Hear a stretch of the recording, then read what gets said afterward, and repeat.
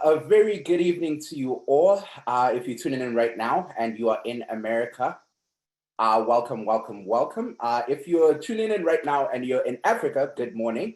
Welcome, welcome, welcome. And of course, most importantly, wherever you are in the world, welcome, welcome, welcome. You are tuned into SACU's town hall meeting titled Raising Kids in America During a Pandemic, a Parenting Dialogue for Challenging Times and Beyond. Ladies and gentlemen, I am your host for tonight, Mike Hove. Now, before we delve deeper into tonight's town hall, I want to give you guys a little background information about SACU, the Southern African community in USA, and of course, what the organization is all about. Now, the Southern African Community USA, popularly known as SACU, is a nonprofit organization whose mandate is to increase visibility of the Southern African community in the United States of America. Now, this organization brings together individuals who are descendants of 16 different countries, all from Southern Africa.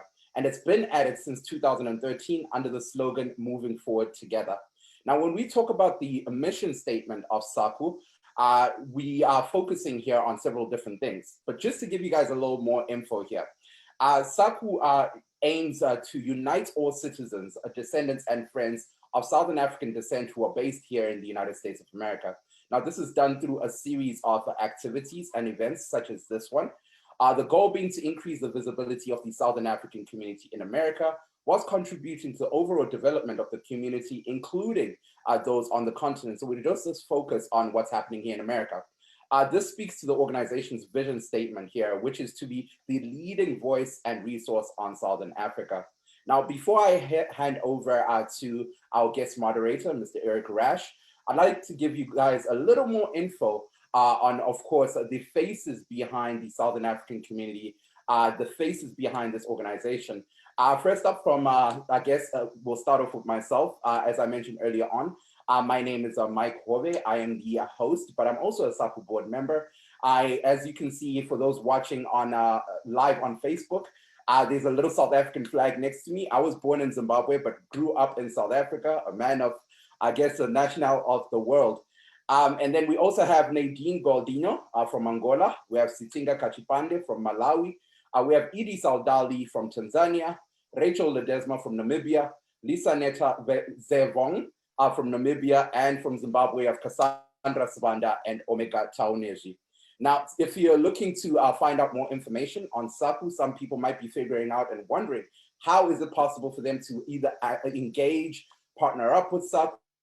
Please feel free to visit our web pages. Our website is www.southernafricancommunity.org. We're also available on Facebook at Southern African Community USA. We're available on Twitter at Southern Africa _, and of course, we're available on Instagram at Southern Africa. Now, ladies and gentlemen, before I hand over to our guest moderator tonight, Mr. Eric Rasch, let me give you guys a little more information about Eric. And then as we proceed, he's also going to tell you more about himself. But Eric is the operations manager for Silver Spring Silver building at the Veterans Plaza in Montgomery County. He has more than 20 years experience, that's a lot, in both public and private sector, delivering award-winning services to local communities. Mr. Rasch has a master's degree in public leadership with a specialization in multi-sector management from George Washington University. He also serves on several civic boards, and in what my opinion makes him the perfect guest moderator for tonight, Mr. Rasch is a family man. So he's going to be delving out deeper, and he's going to be handling tonight as our guest moderator. Ladies and gentlemen, please join me as we welcome Mr. Eric Rasch. Hey, thanks so much for that wonderful introduction. But I would be remiss if I wasn't really on time here. We know we have a special guest with us, and he is scheduled for another meeting very shortly. So I'd like to get really right into that as soon as possible. So let's go from my introductions to playing a short video. And we would like, SACU would like to show this video, which inspired tonight's town hall. So if you could, please run that, and then we'll get to our first guest speaker. Thanks. What's going on, man? What are you doing? I got you. Listen to me. How old are you? How old are you? 5. 5. Get in. Now. I'm not asking. Get in the car. I'm going with you. Let's go. Oh, we're going to have problems. Don't worry about it. Don't worry about it. I don't want to hear it. I'm going to talk to your parents, too. You know why? Because you bad. He's bad. That's what it is. Because no one's correcting it. I can't discipline him because the government won't allow you. Yes, you can.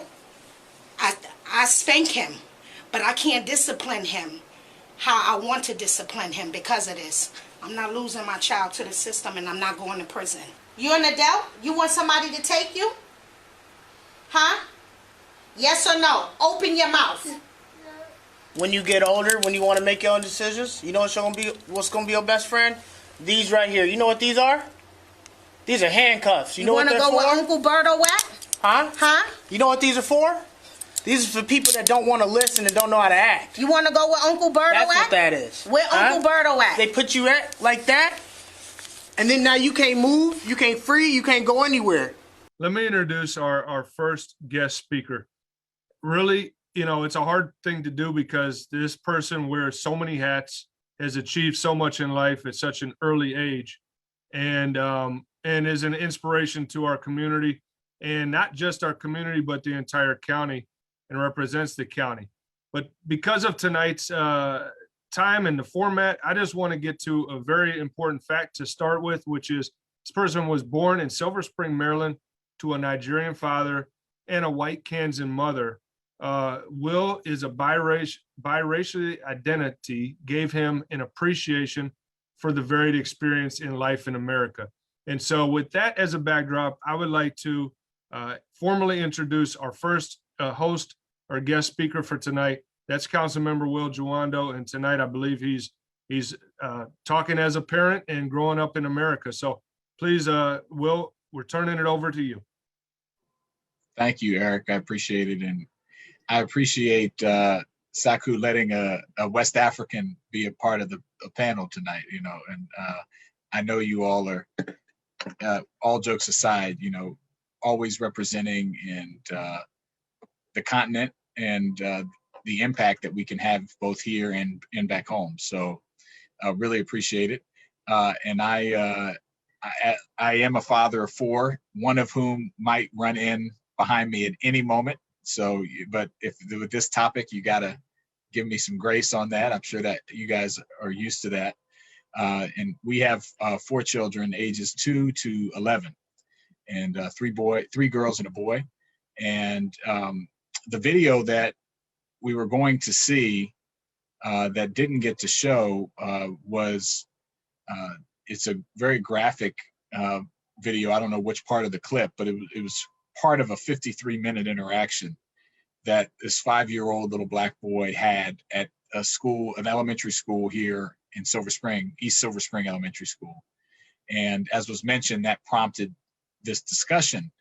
And this kindergartner, January of last year, wandered off out of his classroom, and the police were called. And that began an hour-long, really what you can describe as nothing other than a nightmare. He was yelled at, called a little beast, threatened to be beaten, told he was going to be put in a crate. He was handcuffed at one point, screamed at within an inch of his face, and all while police officers and school staff and administrators stood by and watched it happen while he cried. And it was just a traumatic event, and underscores just the importance of why we have to guard the safety and mental and social, emotional, and physical health of our children, and why they don't need to be interacting with law enforcement in this way, really at any age, let alone a 5-year-old. And so I think I was asked to talk about what we're doing to not only dig into this situation, which we now are being sued by the family as a result of, but also the larger kind of issue of police violence and interactions disproportionately with students of color, particularly Black students. Black students, one of the things about this area, as was mentioned at the beginning, we saw the flags, this between the DC, Maryland, and Virginia, we have the highest percentage of African immigrants of anywhere in the country, right? Large Ethiopian population, large West African and Southern African population. Obviously, we have a large Latino population. We've got everything here, but we're very segregated in the experiences we have, particularly with law enforcement. Our children in particular is very disparate. So Black children make up 20% of the school population. We have 164,000 plus students in our school system. We're the 14th largest school system in the country. 20% of the students are Black, but Black students accounted over the last 4 years for 50% of the arrests by school resource officers. When you go outside of school, the numbers don't get any better. Juveniles that are arrested in our community, over 50% are Black. And we know Black residents only make up 18% or so of the population. And so we've got disproportionality happening all across the board. The same is true for adults.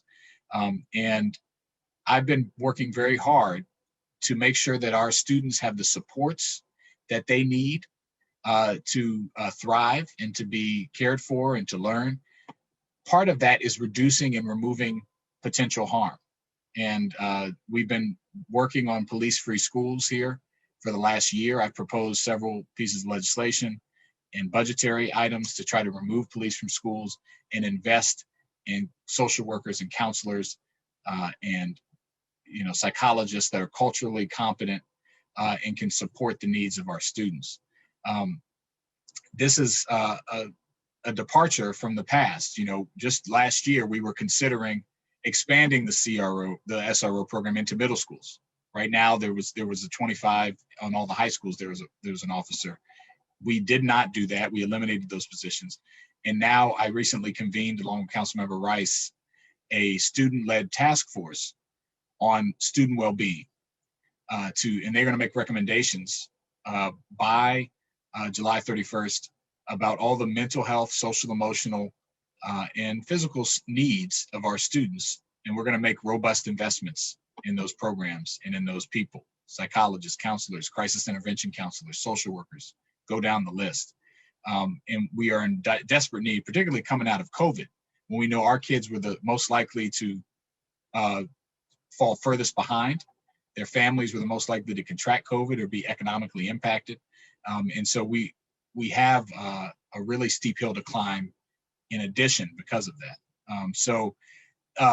I can stop there and I can, I have a few minutes if there's any, I don't know if we're doing questions or not, but I was asked to speak about this because it became an international incident. And I was going around talking, was on CNN and international and US based, because unfortunately it shows the dehumanization that happens for too many of our children that look like us. You can't think that little boy is a little boy and treat him like that, and if that was a little white child, that would not have happened. And I think you have to say that because it's true. And it's not, this is an extreme example. Everyone can look at this horrific video, which is hard to watch, by the way, and say that that's wrong. But every system, every adult that was meant to support and protect this little boy did not. And they didn't, in part because they didn't see him as an innocent little boy. They saw him as a little Black boy who needed to be controlled and disciplined and punished, as opposed to supported and loved and taught. And that's a core problem with our entire approach. It's the reason that Tamir Rice at 12 years old in Ohio was to be able to be shot within 10 seconds because the officer perceived him to be bigger, older, and a threat. And that's a big issue with our children. So we have a lot of work to do. We're trying to do that work. Last thing I'll say is I recently, when we introduced the bill to remove police from schools, we also introduced a $750,000 appropriation to fund restorative justice programming and training in our schools, which is about how do you, instead of disciplining and punishing, you restore everyone in the situation, including the harmed party and also the party who did the harm. And you have these, it's an approach to social emotional and an alternative to discipline and suspension and expulsion that now all of our 40 middle schools are getting trained in that, all the 1,400 staff in restorative justice practices. And so it's a step in the right direction, but we've got much more to do to support our students and all our children. So I'll pause there, but I really appreciate the opportunity to come and speak. Well, first off, we want to thank you, Will, for your time this evening. I know Saku was really pleased to have you as a panelist tonight. We do, I think, have a couple questions lined up, but I'll kick it off. I know we're limited with time, but what do you see as the difference between raising children in America and raising children elsewhere, outside of the U.S.? Yeah, that's a great point. Having my dad used to tell me all the time, that we could be here all night talking about that. That's such a huge question. I will say, let's just take the context of Africa, right? When you overlay, I was talking about this dehumanization. You certainly have classism and tribalism and all these other isms in any part of the world, but when you're in a place where everyone is the same racially, you don't get this sense of, I have lower expectations. You might have lower expectations for certain kids for other reasons, but what I see here in America is, and particularly when you do it this way, you have 80+% of our teachers are white female teachers in the U.S. system. 2% are Black men. A slightly higher percentage are Black women. And you have this racial dynamic where our students are in the school system are seen as more dangerous, are seen as less likely to learn. And so you have that dynamic, and that rubs off and wears on kids. And then you have when you're raising kids from the parental side, you have to worry about, the talk, right? You got to prepare your kids.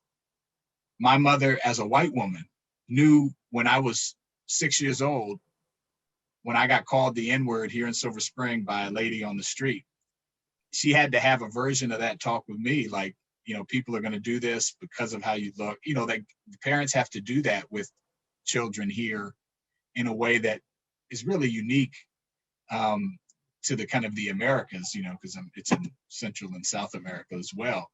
But, I think that's a big difference in how you have to prepare kids to go out into a world where they're not necessarily perceived as good or as whole, and they have to overcome. And that's always been something that I've regretted, right? Because, when my dad grew up, he didn't have to deal with that. He had to deal with other things, but he didn't have to deal with that. And that's something that I think is unique to here. Thanks so much for that. And I'm sorry, I gave you a pretty tough question. That is a tough question. But thanks. And this one's not like a lot less tough, but it is a little bit. But I'm going to set it up by saying, I've seen you over the years having such committed work with immigrants to the U.S., new Americans and families that have come. And so I've seen all that work. I know you're, shoulder to shoulder working with folks, and you really have a pulse on what's going on. So could you talk a little bit about the challenges you see with immigrant parents raising kids in America? Absolutely. Yeah, and that's still difficult, but not as bad. Look, I think anytime you're coming to this country and you're bringing a set of values and norms, and then you're trying to assimilate, why do people come to America? Traditionally seeking opportunity for themselves and for their families. Then they encounter how hard it is. It slaps them in the face, right? There's something, and every immigrant deals with this at some level, but particularly for Black and brown immigrants, there's an extra, tinge to it. And so then you have to deal with the kind of, I don't want to call it shame, but you're trying to make it, trying to get a homestead, and then your children are growing up in a culture that is separate and apart from the culture you grew up in, and where in a culture that often has disdain for your culture, right? And doesn't respect it. And so your children are learning that, socializing that disdain.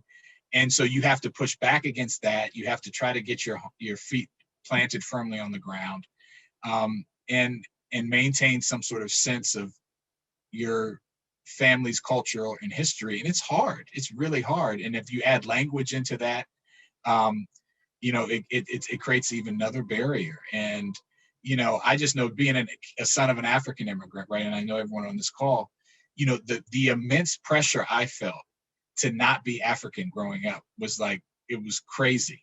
I feel bad about it now. I mean, like, I used to tell my dad, try to change his accent and don't come to the school like that. It was just not, you don't want to be made fun of. And so you've got all that social pressure, and then just trying to make it, right? It's expensive to live over here. People think when they come here, it's going to be easy. It's not easy, right?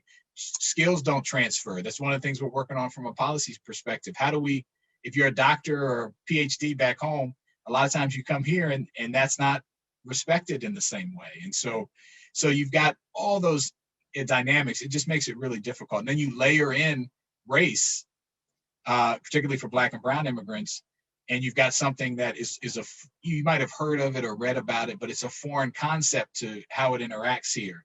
And your children are dealing with it from day one. So it's a monumental task. And I think people forget that. Not only do people work so hard to get here to try to achieve the American dream, but it's difficult for all those reasons and many more. So I think those are some of the challenges.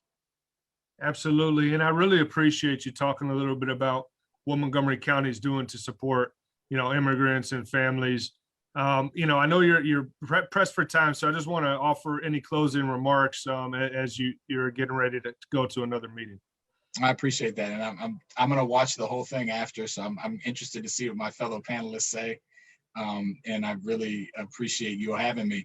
And I'll put my email. I'm just councilmember.jawando@montgomerycountymd.gov or @willjawando, WILLJAWANDO on any social media platform. If anyone needs help, please reach out to me. It's very important to me that all of our communities have access to government and to the resources and tools that are provided to achieve what we all want, that dream, that American dream, no matter where you come from. And one of the best things about Montgomery County is our diversity. It's also one of the things that gives us the greatest challenge and opportunity to provide that level of access to everybody. So I appreciate the opportunity to come, particularly the focus of SACU on our children, who of course are the future, and look forward to partnering with you all in the future on other programs and events. Well, on behalf of SACU and myself as the host, we want to thank you for your time tonight and for all of your great insight into this very important conversation. And that was a great segue too, to let us know that we're recording live and broadcasting on Facebook. So yeah, anybody that wants to can share this after the meeting if they're unable to see it right now. So thanks again, Will, for coming today. We really are happy that you're here. Thank you. So now we're going to talk about child abuse or discipline. And we have with us Dr.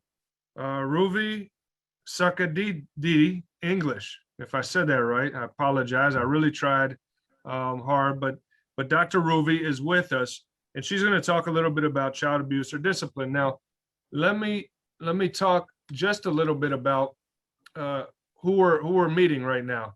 So Dr. Ruvi earned a PhD in Human Development and Family Science from Virginia Tech in 2019. And prior to that, earned a master's degree in marriage and family therapy from Mercy College in 2014. Her research and professional interests are in child and adolescent development, parenting and parent-child attachment, and family stress and coping among immigrant and refugee families. Dr. English is a senior research analyst in Charlotte-Mecklenburg's School District Office of Accountability in Charlotte, North Carolina. She is also a former assistant professor of human development and family science at Winthrop University. Dr. English enjoys spending time with her family when she's not working. Her husband is a middle school teacher, and they're enjoying being parents with a new baby girl. So, wow, you do a lot, Doctor, and we are thrilled to have you tackle this very important topic, which is child abuse or discipline. That's a serious question. What is it? And, for this conversation in America, we'd love to hear from you. So let's turn it over to Dr. Ruvi. Sure. Thank you so much, Eric. And yeah, she's not so new anymore. She just turned 1, so we're grappling with that. Fun times in the household.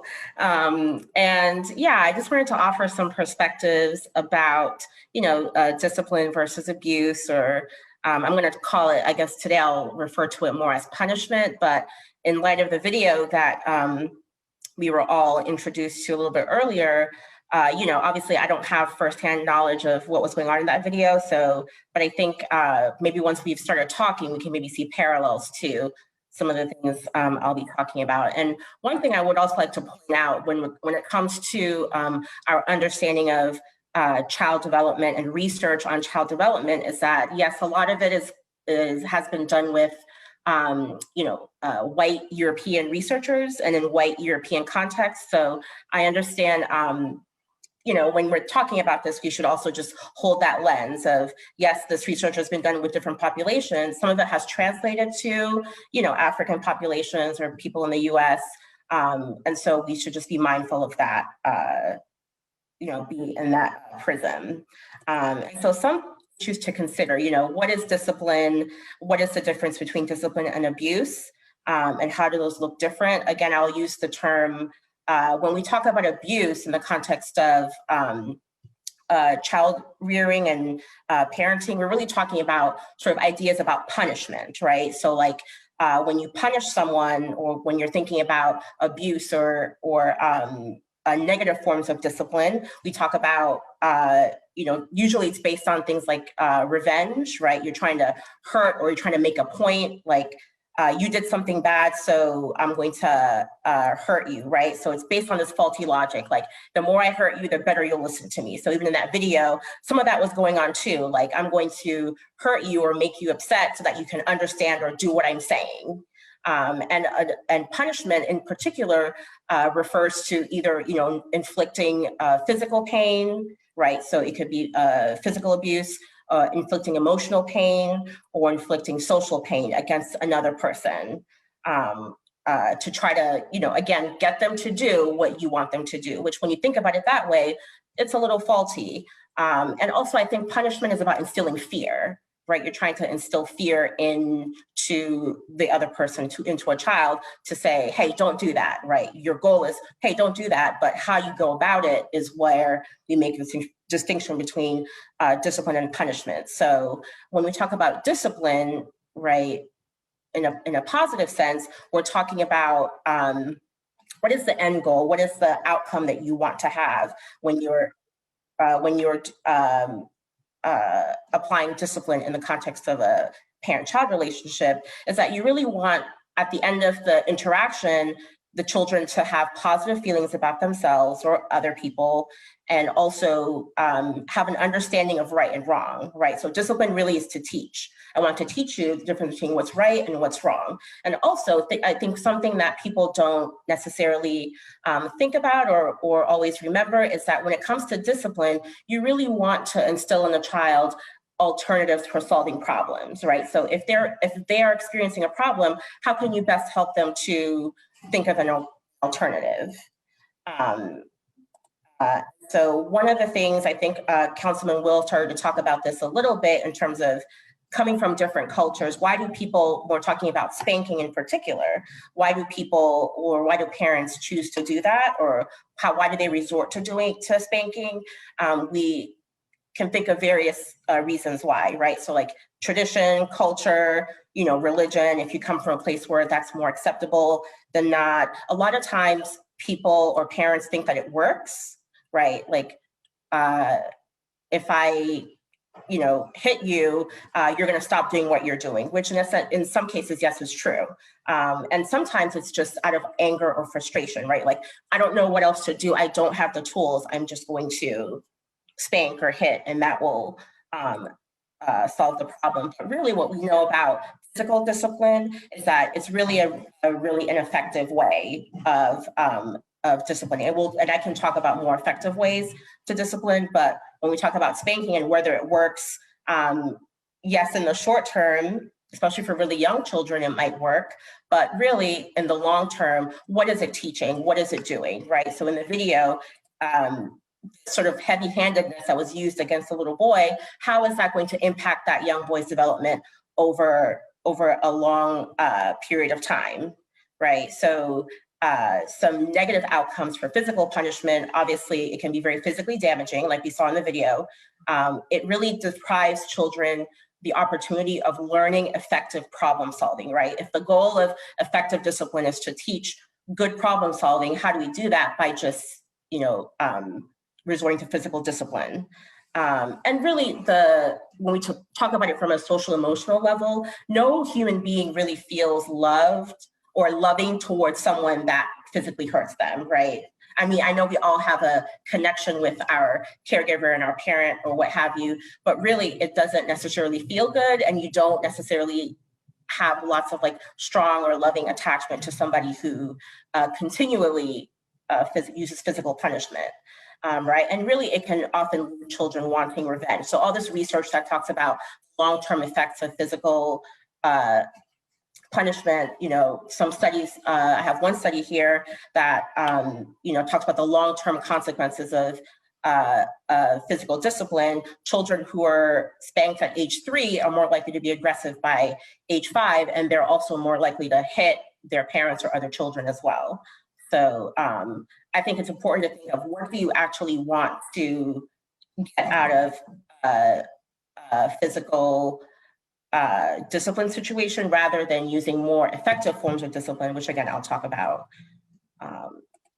in a little bit. And if I keep going or if I pause for questions. How about I jump in here?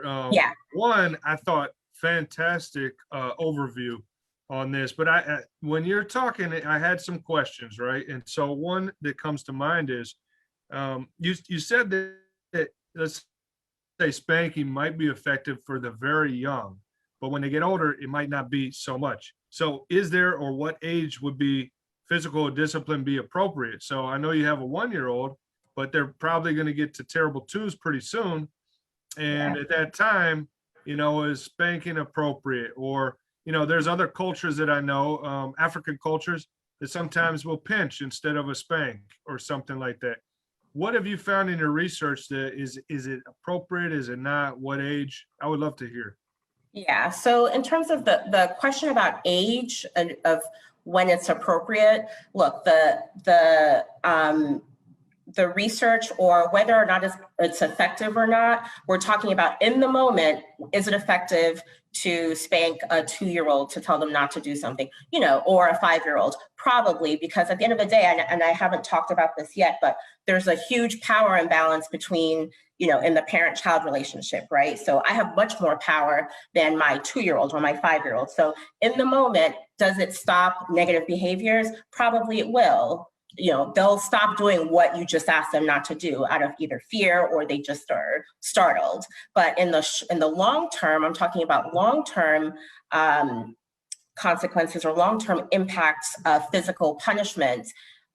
What does it really teach? It doesn't really teach anything. It just teaches if I can get away with physically harming someone else or get them to do something that I want them to do, then I can do that, right? And it reduces trust. It reduces that sense of closeness between the parent and the child, because there is that inherently in the parent-child relationship a huge power imbalance, right? A huge difference in how much power I have over a child.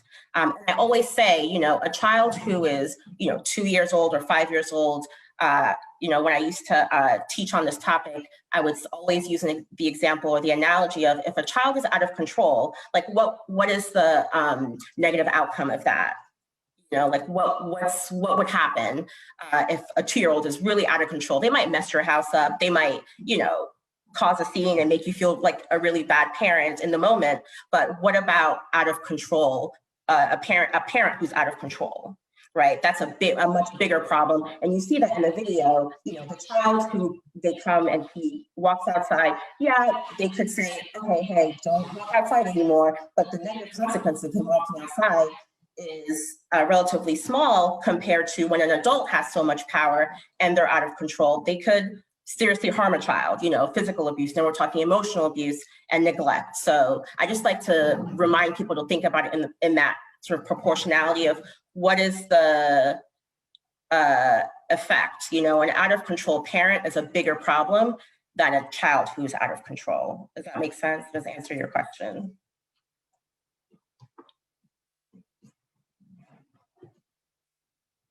Yes, it does make sense, Dr. English. And, it also kind of brings me to this idea that, and I've seen this in America quite a bit. I somewhat almost feel like it's an American kind of thing that comes with children, is they like to push back and talk back and want to have conversations and want to test authority. And sometimes you hear from folks from other countries that there's a different level of respect for parents, for elders, that they simply don't see in America.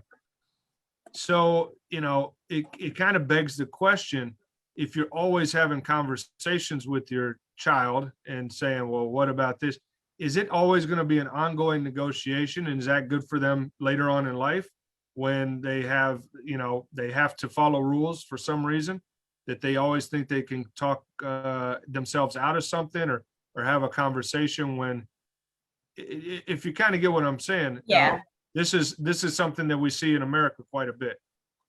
Yeah, so I think that it goes back to as well the level of development of the child. So I think a little bit later on we'll talk more about child development or child psychology, understanding the different levels of comprehension or understanding. So very young children, you might use a different technique, right? You might use different strategies to get them to comply versus older children, you might use a little bit more reasoning. But the literature is very clear and the research is very clear about that piece, Eric, that you talked about I wouldn't even use the word negotiating because it sounds like I'm relinquishing power to a 1-year-old to decide what they're going to have for dinner.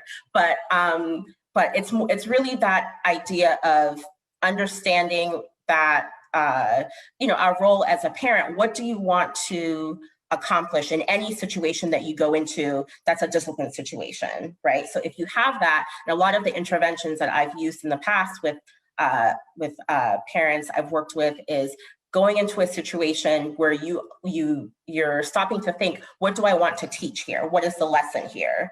If the lesson is to, clean your room, like you might not have a choice today, like you have to clean your room, but you might be in a situation with an older child where, just using your words or just saying, hey, you must do this might not work. So you're gonna have to use different techniques. So I guess the broad answer to this question is using different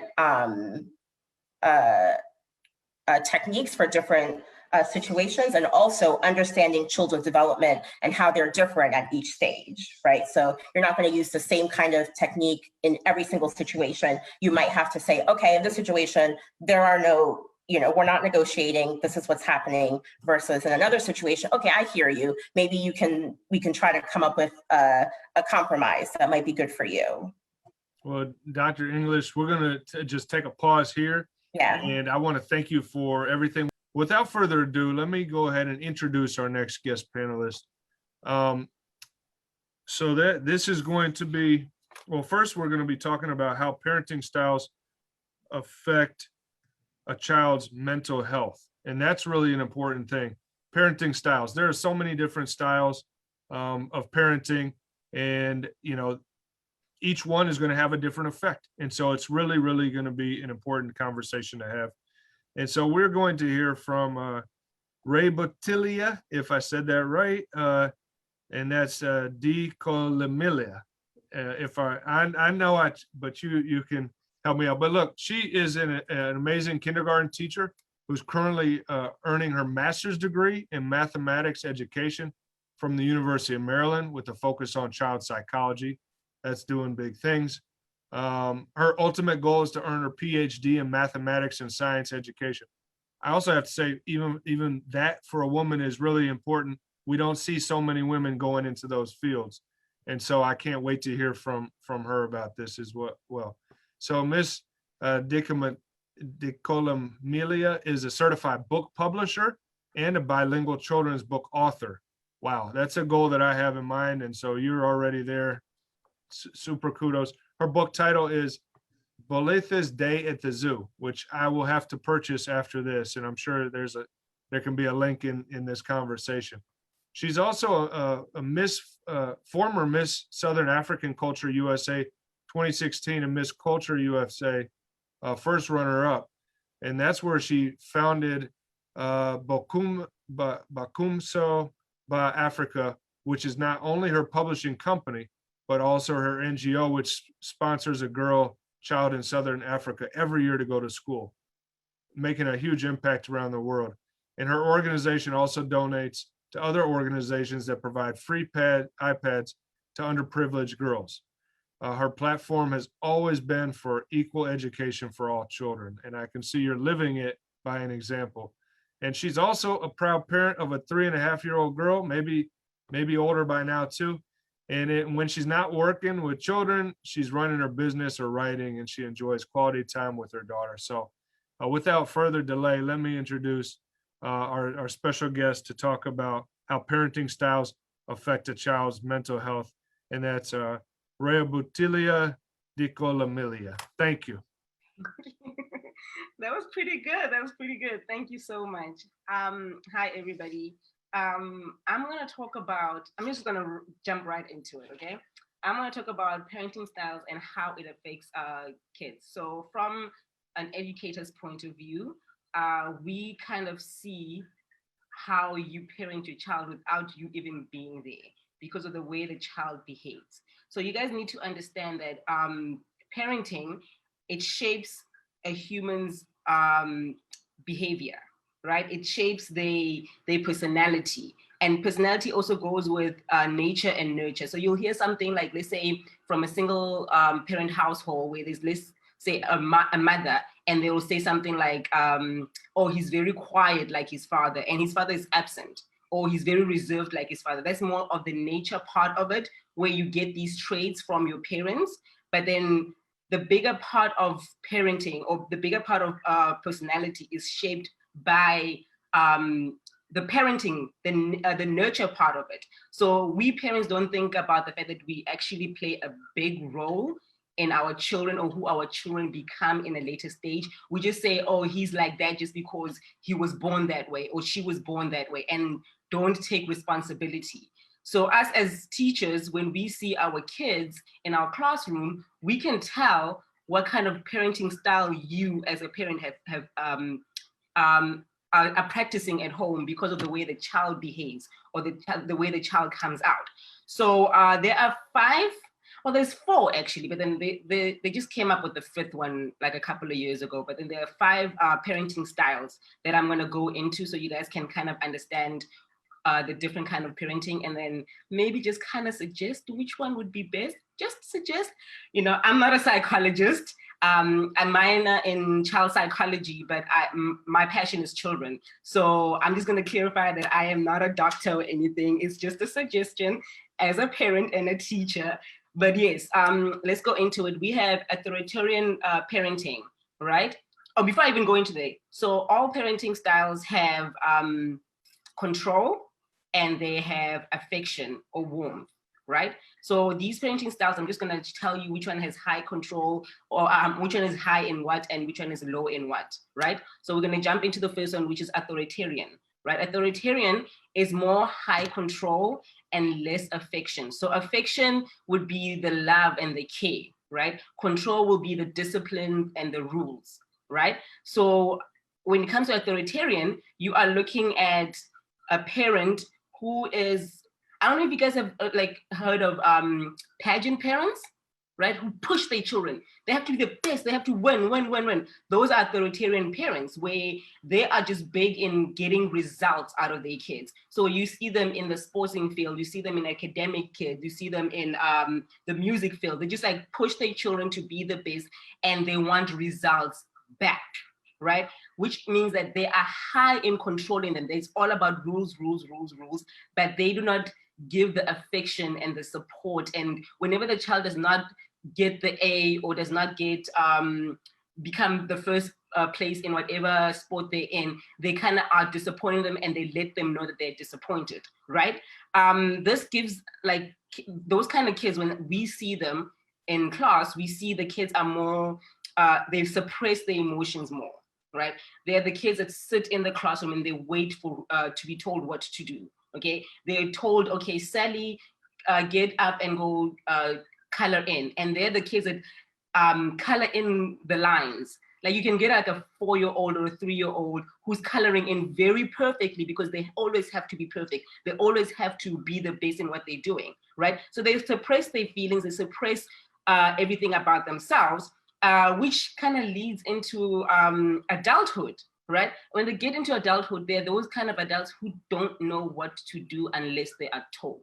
So they always want somebody to tell them what to do. They're the ones that end up in like relationships where they seem perfect, but they're not happy. They're doing what they're supposed to do. They're supposed to get married with 2.5 kids, you know, with the white picket fence. That's what it's supposed to be. They're supposed to be that gold medalist, that super mom, that super dad that's doing everything in society. But then are they happy? They're not always happy. They're always just, they suppress their feelings. So that is authoritarian parenting, right? And then we get the second one, which is passive, okay?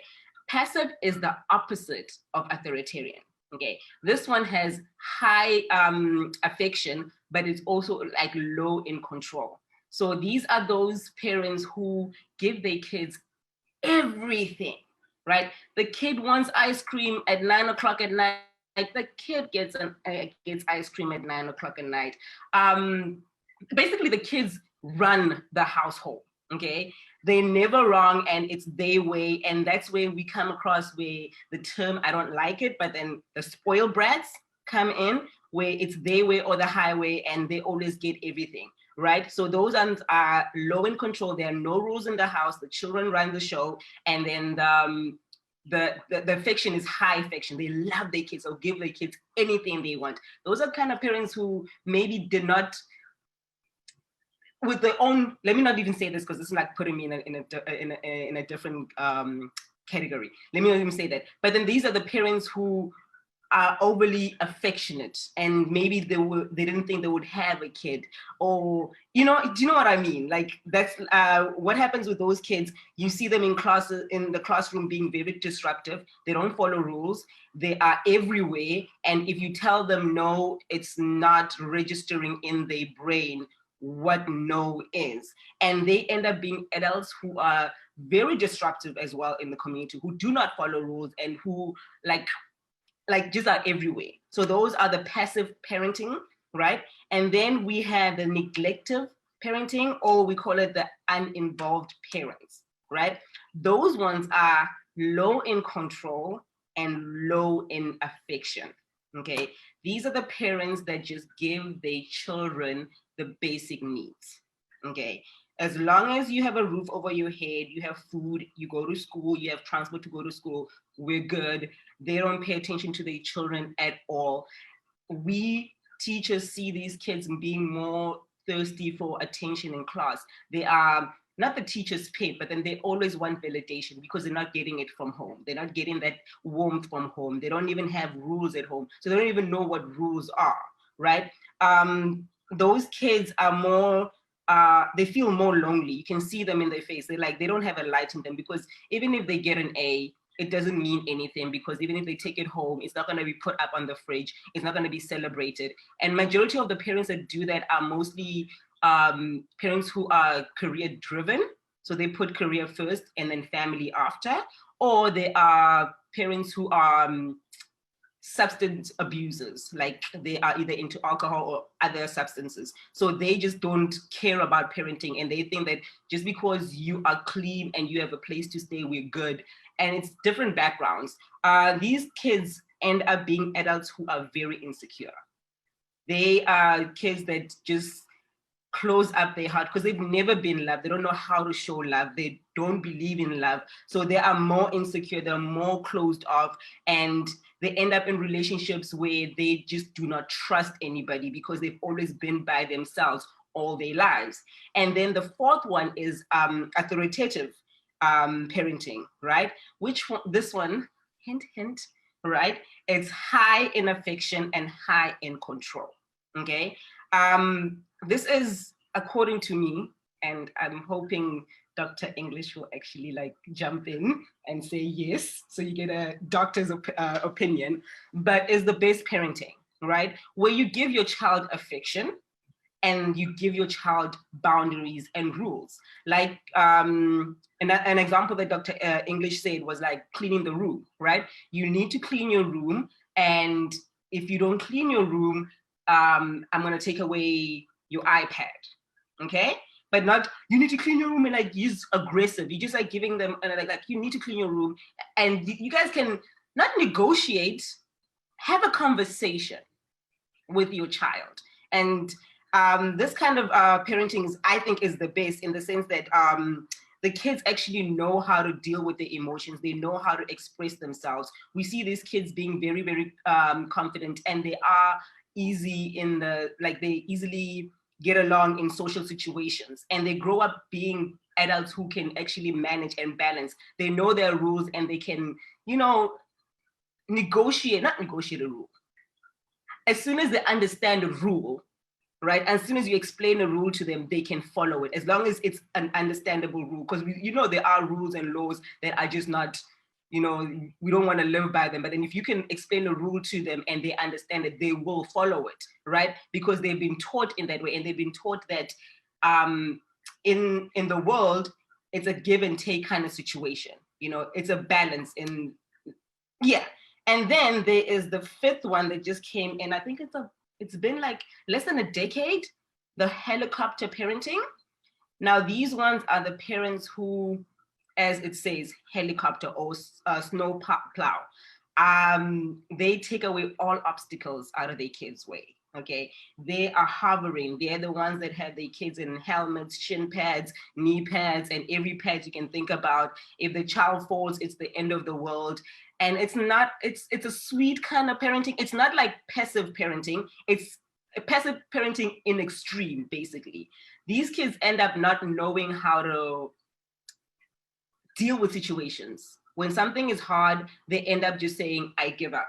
If there's nobody there to solve the situation, then the situation is not going to be solved, okay? So those are the five kind of parenting styles and how they would affect the kids and them as adults. And before I move on, are there any questions so I can? Rebotile, I just have to say, you knocked it out of the park with those 5 parenting styles. I was right there with you, following it and thinking to myself, okay, I've seen that. And so, you kind of did allude to one of the parenting styles being what you believe to be the right one. Hint, which was, and I don't remember what it was actually called. It's affection, boundaries, rules. What would you call it? Number 4? The fourth one, authoritative. Authoritative. Okay. And the first one was which one? Authoritarian. Oh, authoritarian. Okay. So there we go. So they sound similar. But I know it's different. So I'm just trying to think. We're thinking about. I'll say this, especially in America, I've seen it so much, where parents have access to electronics and access to things that maybe other countries they don't have as much access to. Cable televisions in every room, iPads everywhere, cell phones, and that seems to fit into that passive parenting style. A lot of affection, no control. I could just see a kid sitting in their room on an iPad for hours and hours and hours, and then the parent coming in the room and saying, do you need anything? I'll get you some ice cream. Yeah. And what does that do to a child later down in life? So later down in life, they just do not have any rules. They don't have any boundaries, right? They do whatever they want to do. Okay. This is going to lead to me talking about the, what do you call it, the cluster B personality disorder, right? But they end up thinking that they own the world and people need to provide for them. They don't have to do anything. They are lazy and rules don't apply. Does that make sense? Like rules just don't apply to them because they've been given everything in, like, they don't have to work for anything. They have everything on a silver platter, basically. And they would go to, those are the kids that will end up going to sleep at 10 o'clock, a 5-year-old going to sleep at 10 o'clock at night, and then they're very tired the next morning. Yeah. And so they don't know the concept of the real world. And once they get into the real world, it is foreign for them and they still expect somebody to cater to them, or then life is just not fair. Yeah, and life is not fair. And you know, that gets us to that helicopter parenting. It's a new style, you said, within the last 10 years. I can tell you this, it's a difficult choice because I was brought up running around the streets, getting into whatever type of activity I could. Never thought about wearing a helmet for anything. I see that as, you know, almost now if you have a child out there riding a scooter or a bike without a helmet, people are going to look at you sideways. Yeah. What's the balance on the risk between being safe? Because, you know, doctors will say, hey, they see a lot of head injuries with kids falling down that don't have helmets. And doing it where it's, like you said, wearing knee pads and elbow pads and padding the room so no one gets hurt, and making sure you have all kinds of things so no one bumps himself. What's the balance? So, like you said, when you were growing up, it was more free. Like I grew up in South Africa, right? Where they send us out there when then they tell you when the street lights come on, you better be in the house, right? We played in dirt and everything like that. And then I came here and I see parents, a child grabs sand and they're like, no, germs kind of situation, right? The helmet part, I still say helmet on the head. It's just the extreme part where you scared your child is ever gonna get hurt. That is the problem. You need to teach your child that they are gonna get hurt, but they can still get up from that. You know, they're gonna get scrapes and bruises here and there, and it's part of life. It's you teaching your child that those scrapes, when you grow up as an adult, you're gonna get into situations where you're gonna get hurt. You're gonna have a door shut in your face because you're looking for a certain job and it didn't happen, and your feelings are hurt. But then you can come back from that. But then if you're patting your child and you are protecting your child at that young age, it transfers into the adult life, right? Where they don't understand that there are obstacles, there are times when you're gonna get hurt, but you gotta get up from that. You know, so if you pad the rule, the outside world is not padded, unfortunately. Well, I'll end on this before we move on, but I did take a trip to Africa once, and it was Sierra Leone particularly. And in that, when I spent time there, I learned that resiliency and persistence is really, really important in that culture. And I think it sets you up for long-term success when you are resilient and persistent. And, you know, so could you speak a little bit about, you know, just the benefits of risk taking for children? I'm gonna speak on myself. Like if I did not grow up the way I grew up, I wouldn't have packed my bags as a young adult and traveled to the United States all by myself. I came here with one travel bag and a carry-on, and I made a life for myself, right? My parents gave me all the equipment and all the equipment to be a resilient person. Yes, life has knocked me down here in the United States, but I kept getting up over and over again because I was raised in that kind of environment. They did protect me. I'm from a very loving family where when I told them I was coming to America, they were like, my child, but they knew they did a good job and I would survive. And I have been surviving for almost a decade right here in the United States. So when you equip your child with resilience, when you teach your child to overcome. That's why I say that my favorite parenting style, there is a balance where you don't do everything for your child. Yes, there are rules, but you let them learn how to maneuver in life as kids. So they build up their resilience. So they know that in life, I am going to fall, but I am going to make it. And I'm going to go further if I am resilient. If I am expecting people to do stuff for me, I'm not going to move. I'm always going to be stationary. I'm going to be comfortable in my uncomfortable state because I don't know any better, right? But then if I learn to get up and dust myself and put a Band-Aid on and keep moving, guess what? You're going to end up with that PhD that I'm looking for, you know? That's what resilience brings you. I'm in a foreign land. I'm raising a child in a foreign land all by myself, but I did not let my situation or my situations put me down, right? I kept getting up every single time I got knocked down because I kept hearing my parents' voice. You can do it, okay? We are here.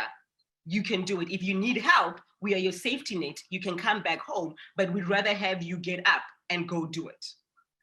Well, that's a great way to look into our next segment, and we're going to leave it here. But I also can't wait to hear from Dr. English a little bit more, because one of the things I'm thinking about too is there's different stages, obviously, in raising children. You have the very young, you have the little adolescents, but then you have the teenagers, and or preteens, which feel like teenagers nowadays. And there's going to be a lot of complexities here, so I can't wait to go a little bit further. Now, I want to turn it back over. I heard that we have audio now for the video. Okay. Let's go ahead and just see if we can pull that up. And I'm going to read a comment while we're waiting for it, okay? The comment, oh, well, let's go right into the video, it looks like, with the audio.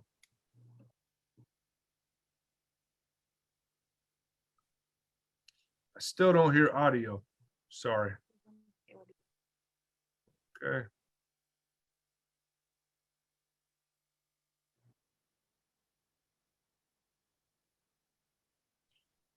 All right. Well, while we're waiting on that, I'll read one of the comments that we had. I was born in the 80s in Zimbabwe and had helicopter parents that had pitfalls because I believe it made me kind of selfish.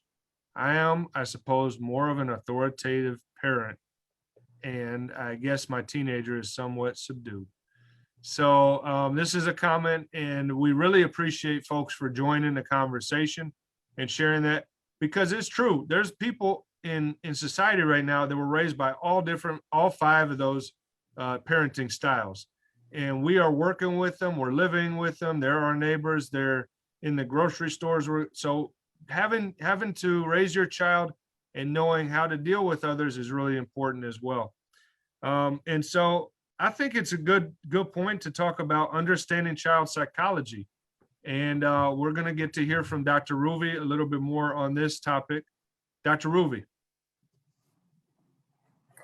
Yes, thank you. So actually, just had a follow-up to the comment that was just made about the helicopter parenting and coming from Zimbabwe. And I think that Rebotile made a lot of really good points that I was really glad to hear and co-sign. And I will say, you know, Eric, you talked about the example of going to Sierra Leone and saying, you know, people are very persistent. I forget what the other adjective you used, resilient. I think you said resilient. And I think that it's important to note because we all come from different cultures and different spaces, and some personality traits are more valued in some cultures than others, right? So you might say in some cultures, it's really good or it's really valuable to be outspoken. But in other cultures, that might not be something that a parent wants to socialize in their child because maybe that's not something that will get them ahead in that society. So I think it's very contextual when I see that comment about having an authoritative parent, having a helicopter parent. Maybe that's what worked in that society. And a lot of research has looked at this dichotomy between authoritarian and authoritative parents. And some of the research that's done in some West African countries shows that the authoritarian parents are more are more represented, and also the outcomes are not as bad for children in some countries as in others. So I think it's important to just make that distinction. But overall, yes, I believe authoritative parenting, the high control, anti-affection leads to better outcomes for children.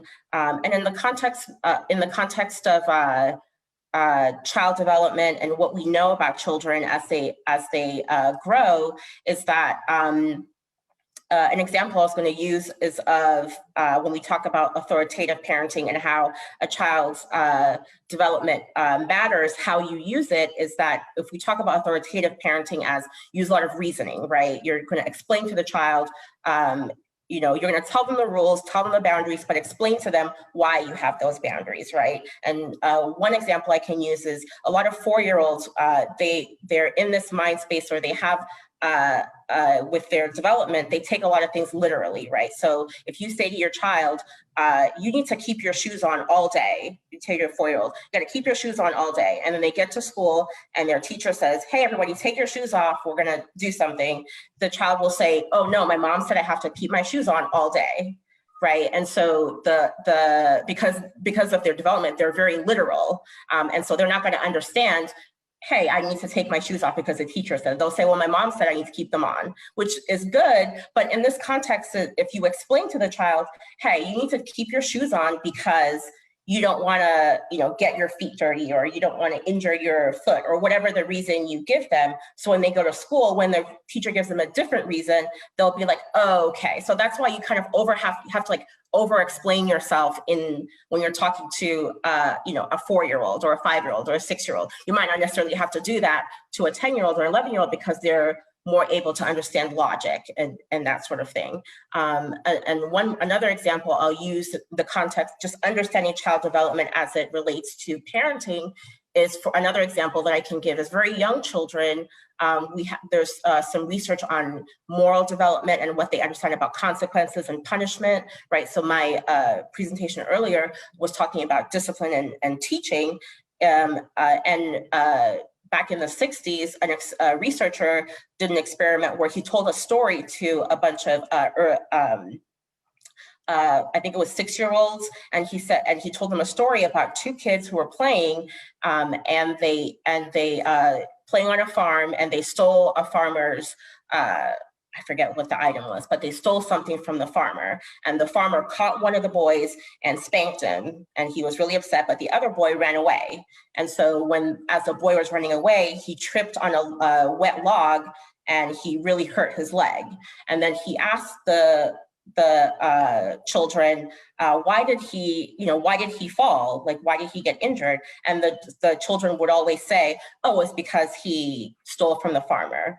So they believe in this idea of justice is imminent and it'll happen and consequences are always there. And so you have to be really careful about how you explain, good, right versus wrong, or good versus bad, because children they'll very easily, especially when they're very young, they'll very easily make false connections to things that happen. So an example would be like, if my parents divorced, oh, it's my fault.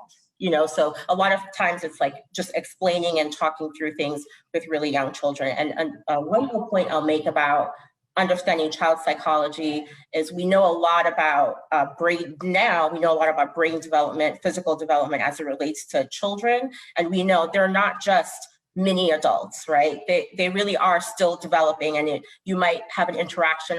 Many of you might be parents to teenagers, and it's wild. Like, you'll talk to them and it's very difficult to sort of relate to them. And a lot of that is to do with their, I hate to use the word limited, but they just have, they're still developing, right? We know that for adolescents, the part of the brain that deals with your emotions, is fully developed by the time that you're 12 years old. But the part of the brain that governs your ability to make a judgment, to self-control, is still developing until you're in your 20s. And so if you have this thought that, okay, I'm dealing with a mini adult, really you're not, because they might function as an adult by the age of 12. They're able to have all of these range of emotions. They can get angry, they can be happy, they have all these emotions, but they can't really control them until they're in their 20s. So it's a good 10 years of trying to negotiate and trying to manage the development of a teenager. So those are sort of the main points I wanted to make about understanding child psychology and how, as parents, we need to have an understanding of their development in order to like make the best parenting choices. And let me ask you this too, Dr. English. So I've heard and read that it actually is not just the 20s, but it almost can go up to like late 20s. Oh yeah, yeah. Is that right? Mm-hmm. With some of the fact of developing and stuff. And then let me ask you this, because we're talking about the different stages and that things are still developing. So what about the parent that, you know, says for 25 times, and then they say, you know, this is the 26th time I've asked you to pick up your clothes, don't just leave it around the house.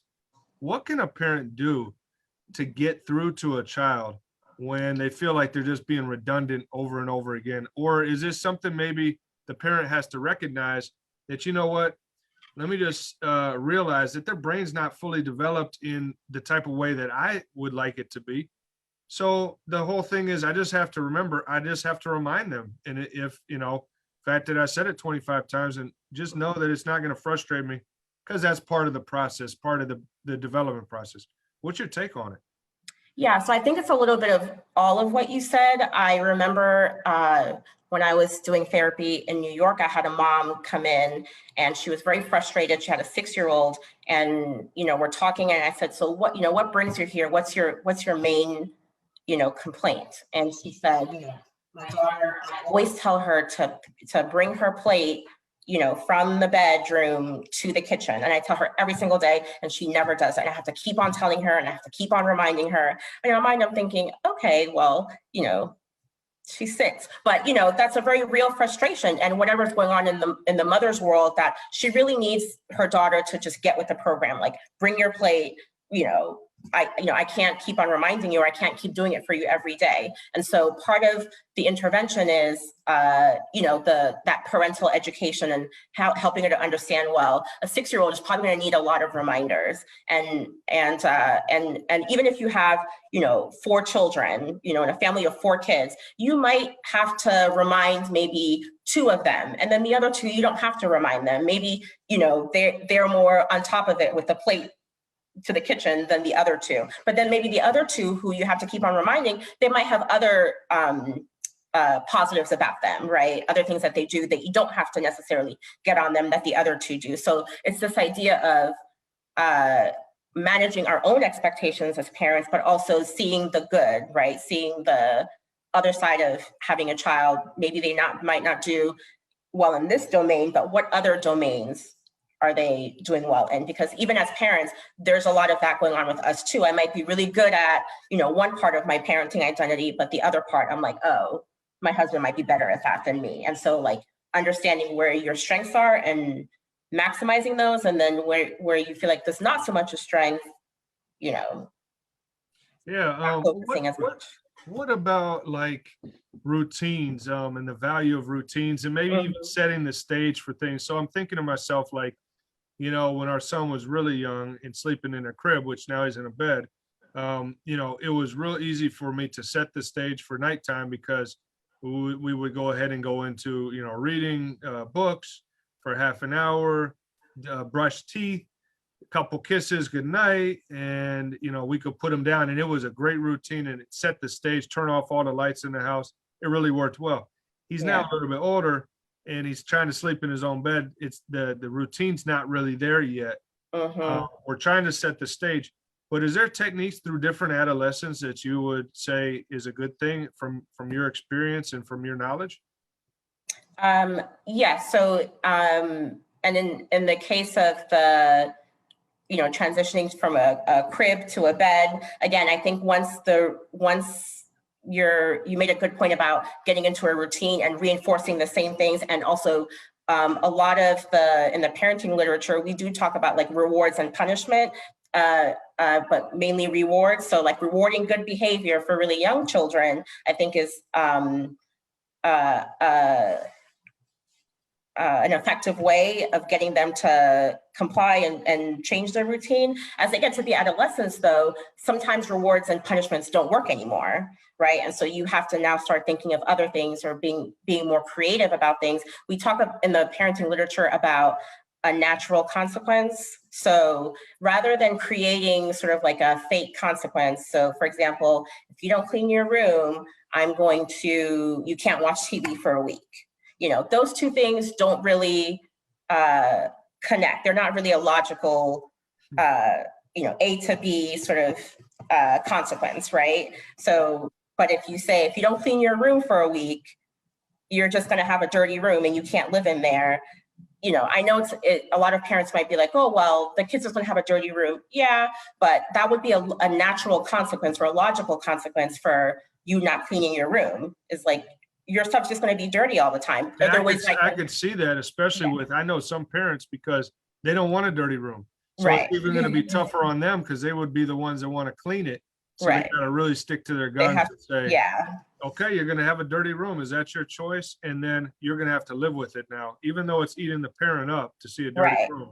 Right. So hopefully, and I think, yeah, and I think what Rebotile mentioned in the beginning is the goal ultimately is, how is this child going to function in society in the absence of you being there saying, clean your room? That's, to me, is the goal. And that's why I always try to remind parents is, what do you want to socialize in the child? Do you want them to have a clean room, or do you want them to, like Rebotile was saying, if you are overly authoritarian, then the consequence of that is that you have a child who functions in life, and it's really hard for them to, make their own decisions for themselves and just go along with the flow. And so you have to really think, what is it that you are trying to socialize in your child?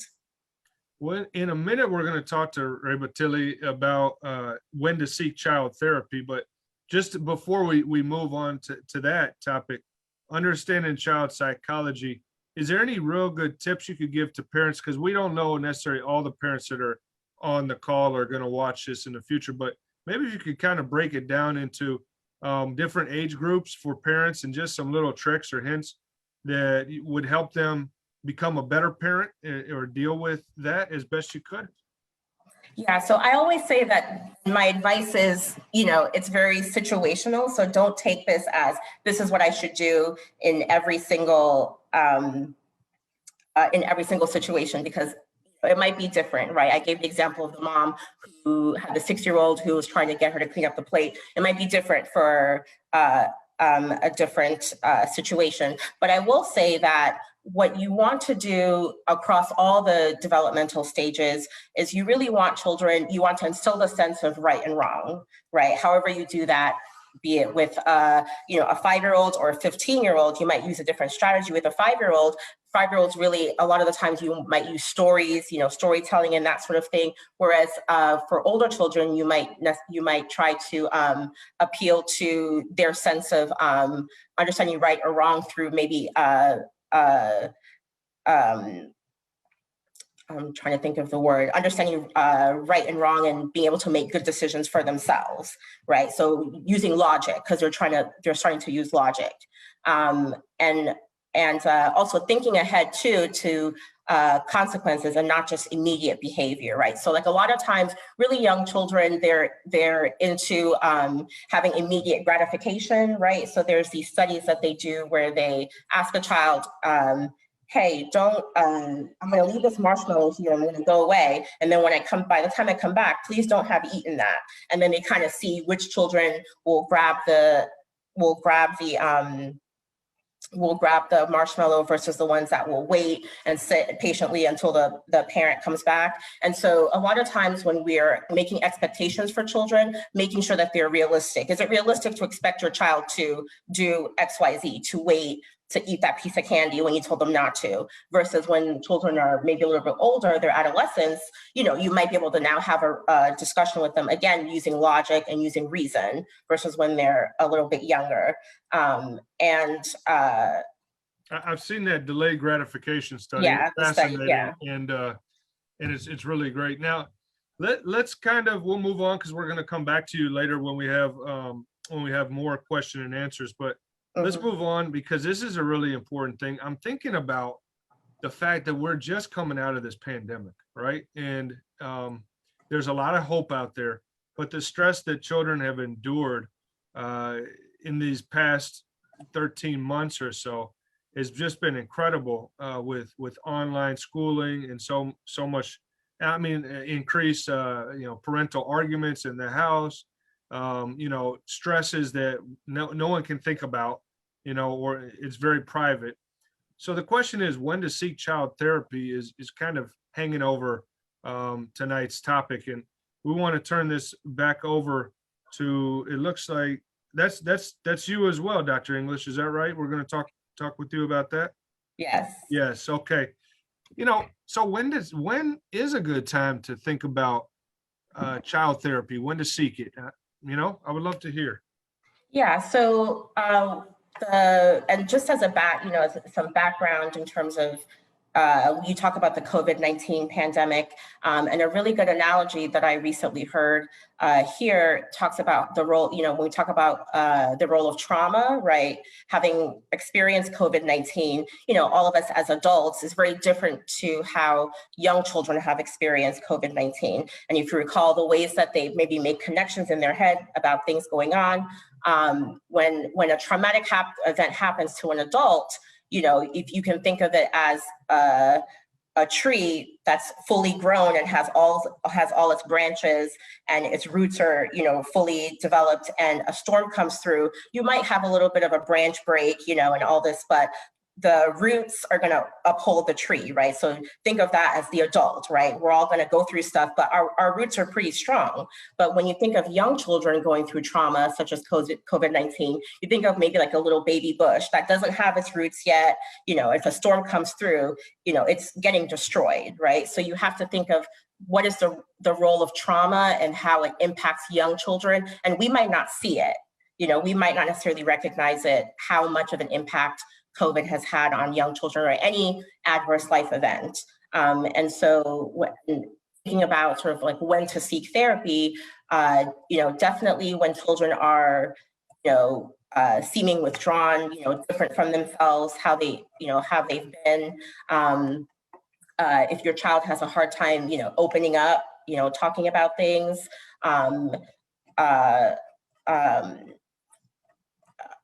I'm trying to, sorry. Well, no, it's all right. I mean, because I love the analogy, by the way, of the tree roots in the bush and, a foundation, because I love nature and it really hits me in the right way. But I'm also thinking about, you have this formal therapy, which would be to seek a professional. Is there other types of therapy that are good as well, like taking a vacation or going for a daily walk, or just playing some sports with neighborhood? I don't know. I would love to hear what you think about alternative. Yeah, and not to say that seeking traditional forms of therapy are not helpful, or there should be any like shame or stigma surrounding that, because sometimes that's what's needed. I think what you're referring to is sort of things that we do in our daily lives or try to offset or maybe try to prevent some problems. Again, having a routine, like, taking walks, if a family's going on vacations, and those are all acceptable things to do.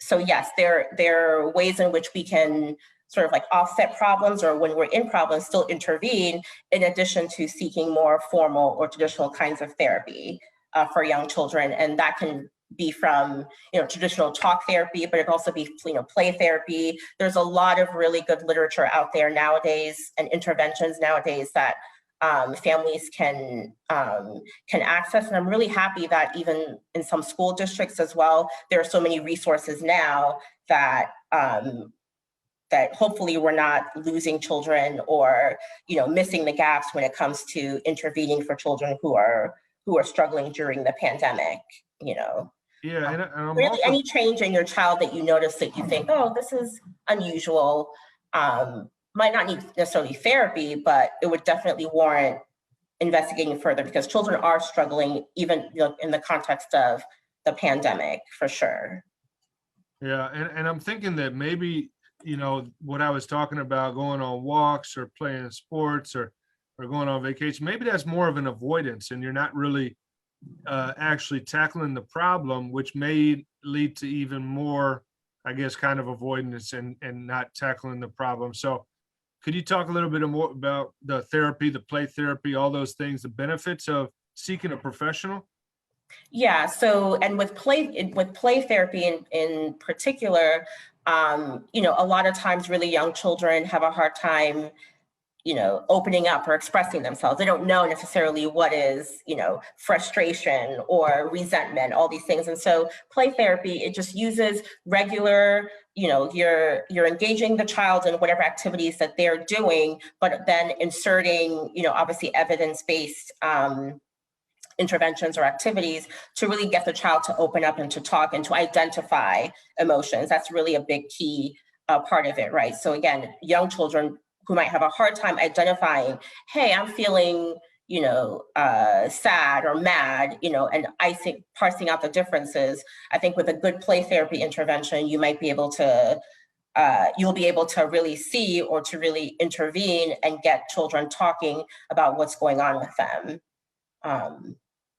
Okay. That's one example. Well, let's hear a little bit from Rebotile, and I would love to, just get a little sense on what you think, what you've heard, just to add some perspective from the kindergarten teacher perspective and the author perspective. But and then we'll have another half an hour where we can open up to questions and answers, or more of a conversation about raising kids in America. But go ahead and just share a little bit of thoughts from your perspective, what you see about when to seek child therapy. On that point, I just wanted to add, I agree with Dr. English, but I also just wanted to add that sometimes parents just need to listen to their teachers. We have your kids, we are the second parents, basically. So if we see something that is not usual, like that's unusual about your child, and we bring it to you, it's not because we cannot handle the children. We came into this field because this is what we love doing. And if something is off, or a second person tells you that there's something off about your child, I advise you to actually take note about it and actually do something about it and seek. Even if you get a psychologist from school, even if it's play therapy, but we are trained in the field of recognizing. This is like one of the subjects, even though I'm minor in child psychology, but then one of the subjects that I took when I was getting my degree was actually child development. So we know how the brain of a child works, and we see it. In most cases, if I see my child, when the child came in the beginning of the year, was very active and all of a sudden is reserved, and I bring it up to you as a parent, I would love you to heed my concern and actually look into it, because there might be something psychologically going on or emotionally going on with that child. And you want to catch it as early as possible, because this goes into adulthood. This goes into what they become.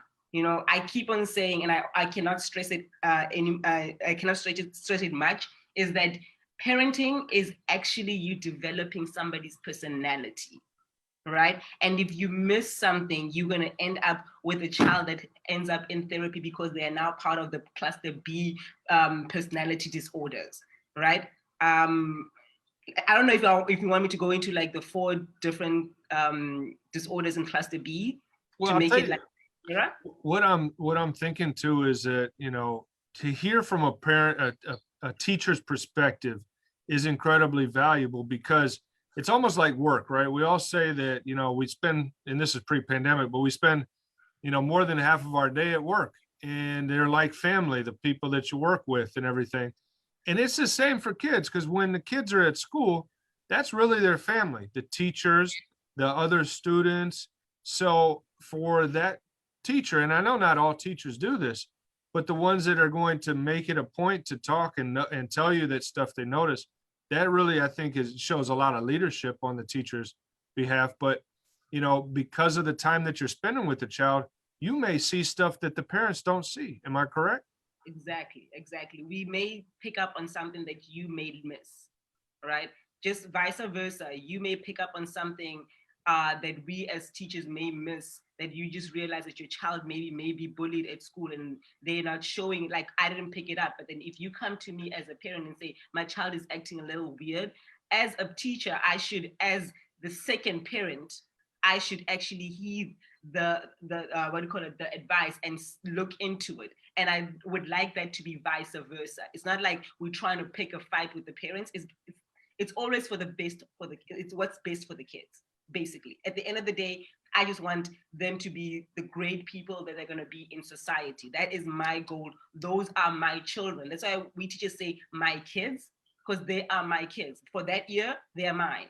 Until I send them over to another person, they're still going to be mine until they graduate and go into college. You know, so yeah.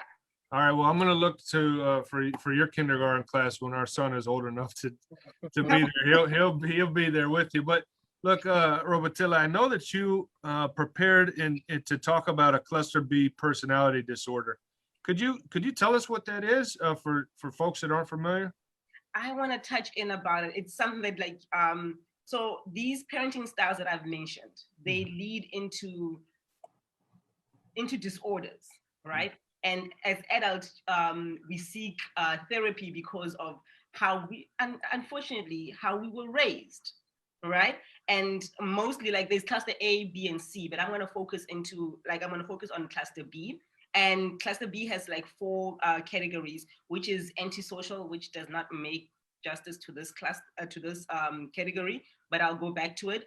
And it's borderline, narcissism, and historian, right? So those 4 disorders, right? They come from, if, let's say, for example, your parent was high control and low affection, or who was low affection, no, high affection and low control, and also the other one, which was basically not the neglective parents, right? So they end up, because you don't know how to maneuver into the world, so you end up being either one of these 4, which is borderline disorder.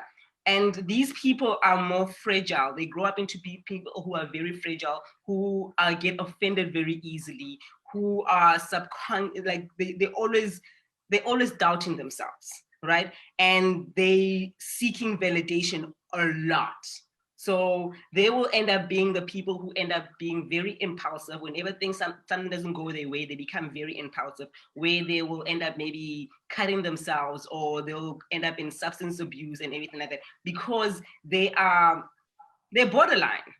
They don't know the difference between, they don't know how to handle failure. They don't know how to handle no, rejection, and all of those things, right? And then we have those who are historians, who are more superficial, who are more into, I want to be the center of attention. It's all about me, because my parents have made me into all about me, right? And if they don't get to be the center of attention, they end up doing radical things. So they are the center of attention, right? And those ones would never seek help as adults because they don't see anything wrong with themselves, right? Unlike the borderlines who end up cutting themselves, and those ones, yes, you'll see a lot of them going to therapy, right? And then you get the antisocial, which is not what it sounds like, because nowadays when you hear about antisocial, you're hearing about somebody who just doesn't like hang around people and anything like that. It's not really that. It is actually the psychopaths, right?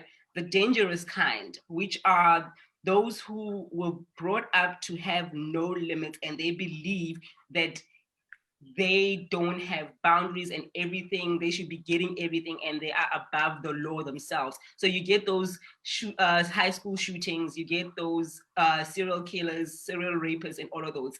They also come from, I know people I'm not gonna say that, yes, there is a chemical imbalance in some of them.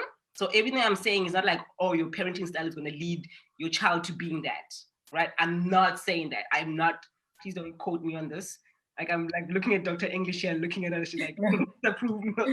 I'm not saying that your parenting style is gonna lead to that. Yes, there are some of them who, yes, have a chemical imbalance or in something, but there are, majority of the time, it's how you're raised that you end up thinking that you don't have boundaries and you own the world, basically, right? And then we have the narcissists. We have heard a lot about that during pandemic, that a lot of them came out and everybody's like saying, he's a narcissist because of that and that and that and that. They also come from the parenting style. They lack empathy, right? They are larger than life. They are always right. You know, they were raised in that manner. So it all ties back into how you parent your child. Like I said from the beginning, nature, nurture. Nurture is a big part. It's a big part of who your child is going to be in the future. It's a big part. Like you guys need to realize that when you're parenting, you're always working. Okay, keep in mind that you're dealing with somebody who's not fully developed emotionally, mentally. We talked about the fully developed when you are in your 20s.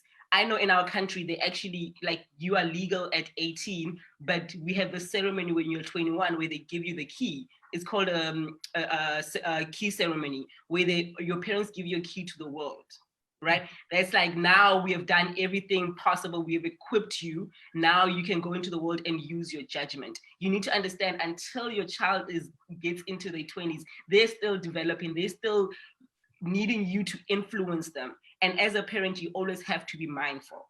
Always have to be mindful. As a teacher as well. Like, if there are teachers up in here, I'm just saying, always have to be mindful. Thank you. Yeah.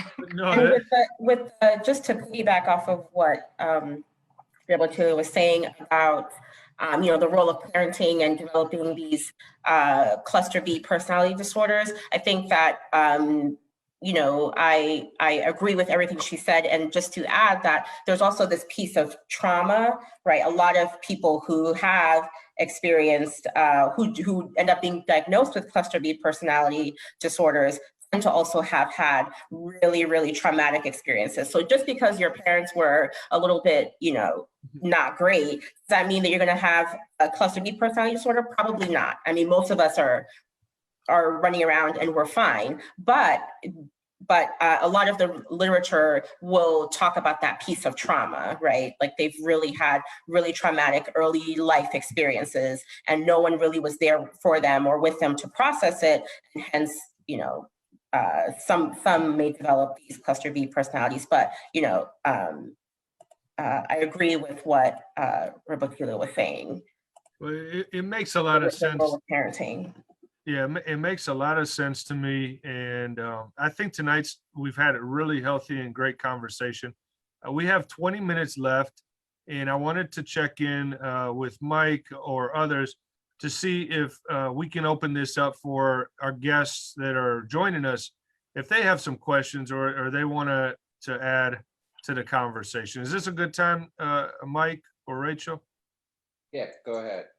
Okay, so I guess you can, maybe if you're familiar with Zoom, raise your hand or simply unmute yourself if you have that opportunity, and just join the conversation. And again, we're broadcasting live on Facebook, so you can share this with your friends after tonight's meeting. But please be brave. If you have something that you're thinking about and want to join, now's a good time. Let me look around the room and see if I see any hands going up. We have a lot of viewers, a lot of folks joining us tonight. Please be brave. Join the conversation. The first one's always the hardest. I see Kristen on camera. Kristen, do you want to join the conversation? Sorry, I joined late. As I saw Rachel, I was like, crap, I forgot we were on tonight. So I was like, that's why I'm dressed as I am. No, I joined right when you guys were talking about play therapy. I actually have my son in art therapy. He had some anger issues, and I'm just throwing this out there for other parents that might be, can you hear me? Yeah. Okay. And I'm just throwing this out there because I know there's play therapy, and then there's art therapy. I have him in art therapy. So he had some anger issues, and we noticed some things on his report card saying he had some social interaction issues. And, I talked to his father about it, and he just, he kind of shrugged it off like, oh, it's just a boy thing. And I'm like, I don't think it is. And, and it kept showing up on the report cards. And this was back when he was in kindergarten, and he's now in first grade. And then finally the teacher reached out and was like, something going on at home. And that's when I put my foot down and was like, no, like, I don't care. I'm his mom too. Like, I'm going to put him in therapy. And, I kind of just had to heart to heart with my son. And I just said, would you be okay talking to someone? And he was like, no. But I knew that he really enjoyed art. And I knew that was, I asked around and other therapists, and I knew that there was art therapy for children. And a lot of times kids, draw things before they tell. And so that might be an option for other parents to, try art therapy and that's their way of, telling their story or what's going on in their brain. So that's just something might be beneficial for other parents out there. Well, Kristen, I want to thank you for sharing your testimony tonight with others.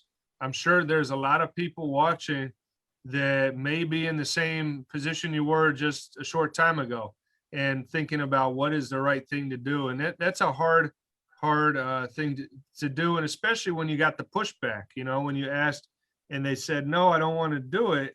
You don't want to force anybody, but you knew that it had to be done. And so. Right. And I will say too, sorry, and I mean, interrupt you as well. And talking about like, what the teacher knows, and like the teacher, is around him a lot more. And, one of the teachers that spoke, and it's funny, we actually, he gets very distracted easily. And we actually had a teacher reach out to us a couple of weeks ago. It was like, we really need to talk to you. And I'm like, okay, one of those. But she talked to us and she's like, we're struggling to get his attention. We've done extra laps, he can't seem to get his stuff organized. And, so we're trying to get the doctor and the teacher to like connect to see if there's a potential like ADHD. We're not quite sure. We're just going to see what the options are. And his dad also was like, I don't want to put a label on him, that might hinder him, because there's different views and, how different parents, want to raise their kids. And I'm very much the way I want to raise my child is I don't care what he is. I just want to be able to communicate and whatever works best for him to flourish. I don't mind whatever personality is, as long as we can work with him and he can grow and develop the best way he can. So I'm just trying to connect the dots to make sure he get what he needs and the teachers get what they need to like help him grow the best way he can. So. Hey, Kristen, thanks again for sharing that.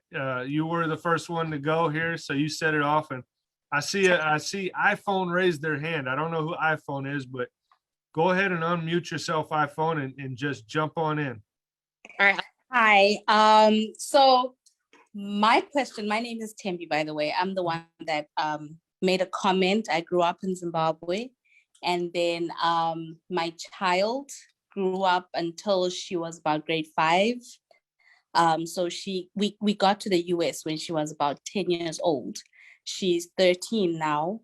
My biggest question would be on social media, television, and just basically, how do I parent and kind of guide my child? I still have the Zimbabwean mentality on what should and should not be.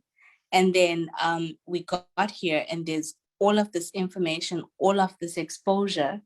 And I realized that I'm probably sheltering her too much and not allowing her to do or be exposed to certain things.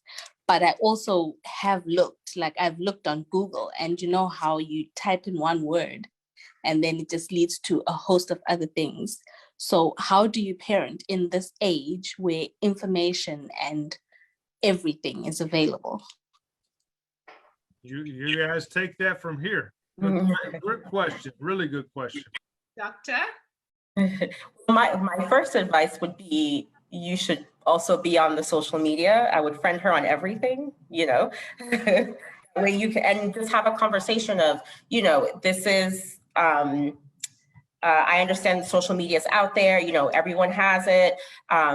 And you can really have a conversation. I think this would be a good time to have a conversation about what you think is acceptable, what she thinks is acceptable. You know, it might not be the same, but maybe come to some sort of we use the word negotiation again, but compromise, because again, they're going to find a way to get on it, especially in this day and age. I mean, there's no way not to. So I think the more that you can be involved in that conversation, the more that you can give her some ownership, but you still are, you know, Rebotile talked about the two, you know, high in control, but also high in affection and warmth. So you're still in control, but you're also sort of negotiating or starting to have those conversations about, you know, what boundaries she feels she needs to put on her social media as well. Because yeah, it's rough. Now, you know, I don't want to get too into this social media, but it fascinates me, okay? Because I never thought about friending somebody that's your child, but that's a good idea. But Yeah. now here's the next level, right?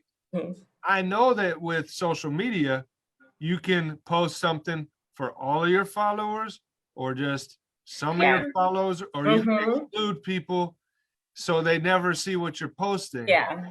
And How that's do you possible. have that Yeah, conversation? How do you do that? it's possible that your child might might do that, you know, that if, but that's also that's the extra level of avoidance, though. Yeah, and that's you to see.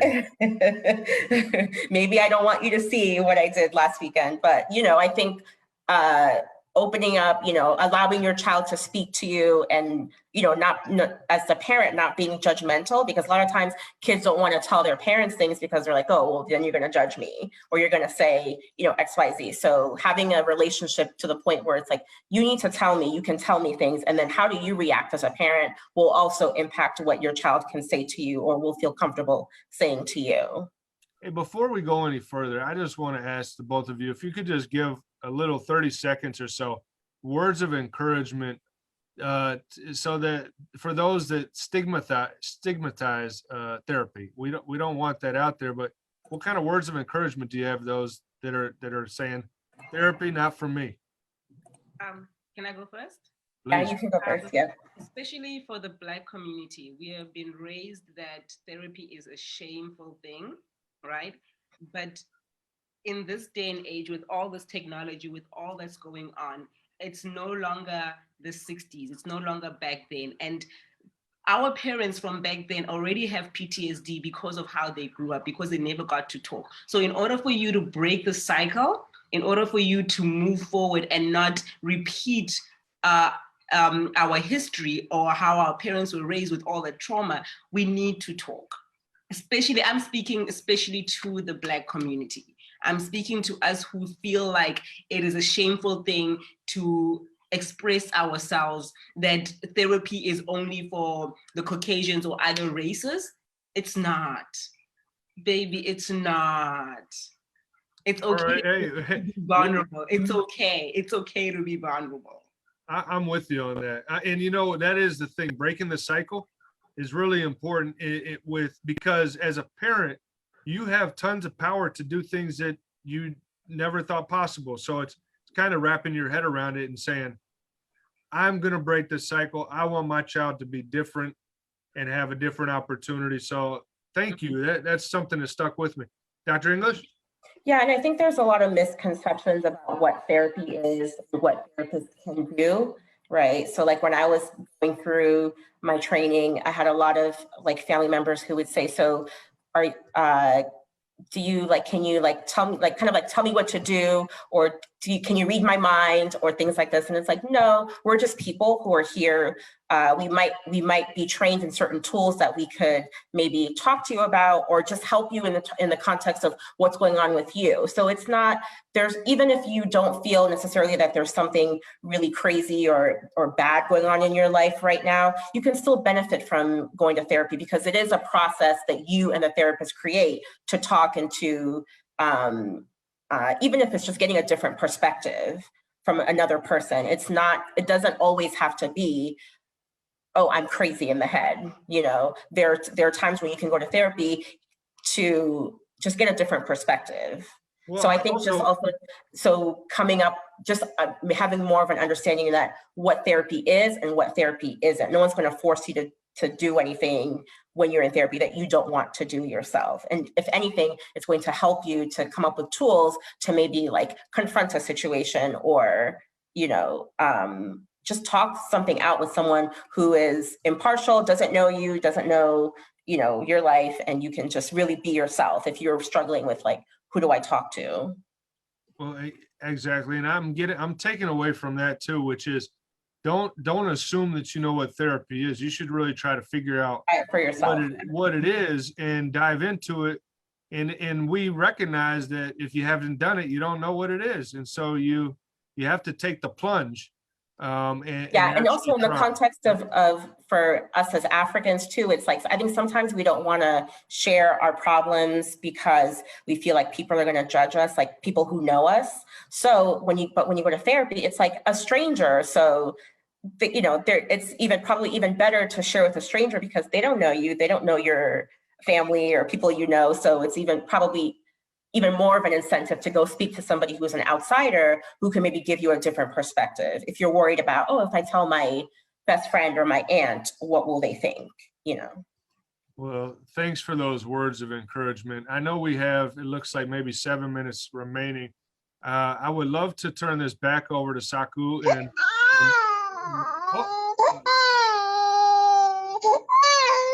there we go. It's all about the family. Hey, I love it. I love it. What a reminder that it's all about the family. So this is great. But let's see if Mike is available to join us. We would love to hear from Saku and you know, kind of close us out here. Mike? Before we close out, I see Kristen has her hand up. Okay. Kristen? Hi, I just wanted to mention something real quick too. I know people are going to probably see a therapist. Just keep in mind that like if one doesn't work, go to another one because everyone's different and they're different approaches and different backgrounds, and you may mix with different people. I've had to do that with my son and myself, so just keep that in mind too. And I've heard from other people as well that like sometimes you got to go through a couple, you know, bad apples to get to the right one that truly can help you. Yeah, you know, and that, Kristen, I'm glad you ended on that because I've heard the same thing, that it's really about the connection with your therapist. And obviously you're not going to have a great connection with everybody. And it's never going to, you'll be lucky if you did, but it's the fact that if you can really connect on all levels with your therapist, then that's when the real magic can happen and you can really gain significant amounts of success and see results with working with that therapist. So I really appreciate you making that point. It is a very important one and goes back to that resilience, stick with it and figure out and find that right person. So Mike with Saku, what a wonderful, fascinating conversation tonight. You guys pulled it off. You brought everybody together. Big round of applause for Saku for putting this town hall together. Mike, take it from here. All right. Well, we have just under 3 minutes left, so I'm going to try to give each panelist an opportunity to just quickly throw their last sentiments. We'll start with, I guess, Rebotile. Excuse me, what am I supposed to do again? Last sentence. I was still in the video. I'm sorry. Last sentiments. Last words. Okay, I'm gonna go back to the part where I say from the beginning, where I say, do not forget that parenting is more nurture than it is nature.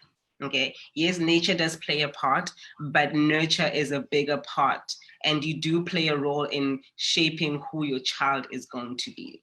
Keep that in mind until your child can go into the world. Keep that in mind every single day. You do not have a timeout. It's a 24/7 job.